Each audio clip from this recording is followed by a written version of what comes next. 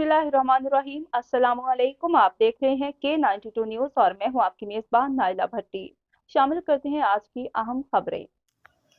काजी अहमद से रिपोर्ट शामिल करते हैं। साइलाखों के काजी अहमद के नवाही गांव छतनशाह में सरकार पीर कामिल शाह जिलानी का 222वां 4 रोज़ा उर्स मुबारक सैयद वसीम शाह जिलानी, सैयद फ़हीम शाह जिलानी, सैयद इम्तियाज़ शाह जिलानी ने मुनक्किद किया। नुमाइश का इनेकाद किया गया जिसमें सिंध पंजाब भर से शायकीन बैलों, घोड़ों, बकरों, ऊँटों को लेकर नुमाइश में शरीक हुए। नुमाइश में सिंध पंजाब के सैकड़ों मरीद और शायकीन ने शिरकत और सिंध के मशहूर राउंड मुनक्किद किए गए जिसमें सिंध पंजाब के मिल पहलवानों ने भी भरपूर जोर आजमाई की और खूब दाद वसूल की। सैयद वसीम शाह जिलानी, सैयद मुख्तियार अहमद शाह जिलानी, मस्त मनीर शाह जिलानी और दीगर ने कहा कि सरकार पीर ने हमें हमेशा मोहब्बत और भाईचारे का पैगाम दिया। इनका मजीद कहना था पीर सरकार कामिल शाह का मज़ार तारीखी है। इस मज़ार के मुरीद अकीदतमंद प्यार करने वाले बड़ी तादाद में मौजूद हैं।